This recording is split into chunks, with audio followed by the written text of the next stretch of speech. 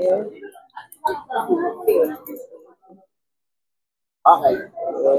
Hi, Hero. So, for you, gaano kahalaga ba ang smile sa iyong career, maintaining pretty pearly whites? For me, sobrang important ng pag-ibig ng isang tao. Kahit anong larangan naman, kahit anong profession. Pero sa trabaho ko, sobrang importante din siya. Kasi nga, pag, Confidence. dapat confident ka. Pag umarap ka sa tao, pag umarap ka sa mga taga-suporta mo. Tapos pag may mga nakakausap ka gaya ng mga ganitong events, dapat talagang ready ka. Tsaka yung pag-ngiti kasi naniniwala ako nakakahawa yan. So pag ngiti ka, kahit sa simula ng isang araw mo, pwedeng yung isang taong pwedeng mahawa dun sa positivity ng pag Hero, ano na bang pinagkakaabalahan mo ngayon? Parang ilang years ka na? More than 2 decades na, di ba? Kasi 2004 ako nagsimula. Oo. 21 So, years. ngayon busy ako sa mga artworks. So, Yeah, yung miniature. paintings, ganyan. Bumabalik din ako sa pagpipinta. So, yun yung pinagkakaabalahan. Pero from time to time, pag may mga invites sa mga drama. Are you gay? All right. Since you're the first ever endorser ng Smile 360, how does it feel na parang lumalaki na yung endorsers list ng company, and the company itself lumalaki na rin? Sobrang napaproud ako sa nangyari sa Smile 360 kasi 2021 ako nag-join sa kanila bilang ambassador nila. During pandemic pa yun. So, tuwa naman ako kasi nung nakausap ko si Ma'am Jana, andun yung trust. And then, sinuklian ko rin naman ng tiwala sa kanila. Kasi kumbaga, before kasi wala naman akong ini-endorse na clinic. Pero nung time na yun, sobrang kailangan ko rin talaga. Kasi nung time na makausap ko si Ma'am Jana, sobrang may, parang sakit ng ngipin ko talaga. So, sabi ko, sige, try natin. Tapos nakilala ko si Doc Mike, yung team nila sa Makati. Sobrang thankful ko na napabilang ako sa pamilya ng Smile 360 kasi unti-unti from 2021. Actually, hindi kasi na mag-asawa noon si Doc Mike sa si Jana. Naging kaibigan ko na sila. Makasal sila, hanggang mag-anak sila, hanggang ma-attendan ko yung mga events na buhay nila at ng kawan. Sobrang naging dikit na ako sa kanila at sa family. Nakita ko yung growth talaga ng company nila. Unti-unti dumadami yung influencers nila, mga tumutulong sa kanila at tinutulungan nila. So happy ako na nakikita ko yung familiar faces dito. So yung mga napapalot ko ng mga vloggers, influencers, content creators na nagtitiwala rin sila at binibigyan din nila naman ng support. So, sobrang happy ako at sabi ko nga kay Doc, congratulations kasi hindi lang ito yung mararating pa ng Smile 360.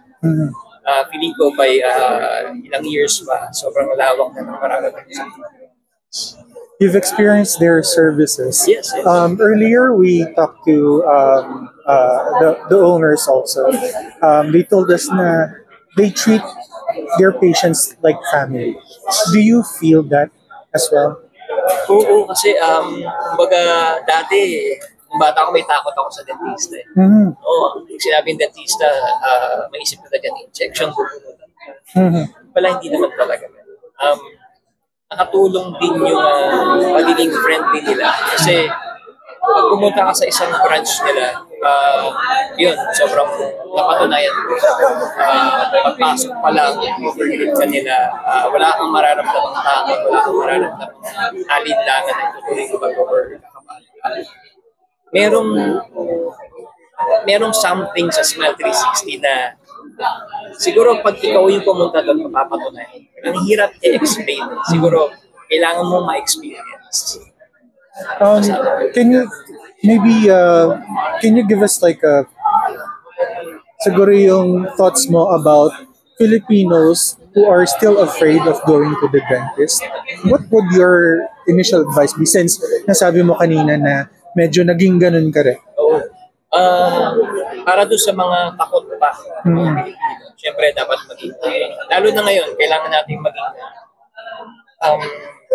conscious din sa kalusugan natin. Hindi lang naman yan sinabing kalusugan, nararamdaman mo sa loob. Siyempre, yung dental health mo din, kailangan alagaan. So, huwag kayong matakot, huwag kayong kabahan kapag sinabing dentista, pag sinabing dental clinic, hindi yan manganggat, hindi kanya sasaktan. Andyan sila para tulungan kayo, para mas mapaganda yung ngiti nyo, para mas mapa-boost yung confidence ninyo, para yung ngiti mo mas maging kumbaga mas presentable pag ikaw ay humaharap sa mga tao, lalong-lalo na sa panahon ngayon, di ba, ang tao mahilig sa selfie, mahilig mag-vlog, mahilig mag-video, kahit anong galaw nila pinapakita nila. So, part ng lahat yung pag-ngiti natin. So, huwag kayong matakot na sa dental clinic, sa mga dentista nyo, sa smile physics. Kasi hindi yan isang bagay na dapat mo talaga yan yung bagay na kailangan mong mahalin at intindihin kasi malaking magiging part yan sa pagkatao. Is your family also, have they gone to Smile Yes. 360? Kahit yung mga kaibigan ko, mga kapatid ko din natin. So, Smile 360. Sinasuggest mo rin Oo, personally. sinasuggest ko. Hero, you mentioned kanina na parang you're still open sa drama if may Yes. invites ka. Pero, do you, parang hindi mo na siya, wala na sa parang goals mo yung full-time, bumalik sa showbiz, do you miss it, or parang hindi na talaga yung focus mo? Kumpara kasi dati na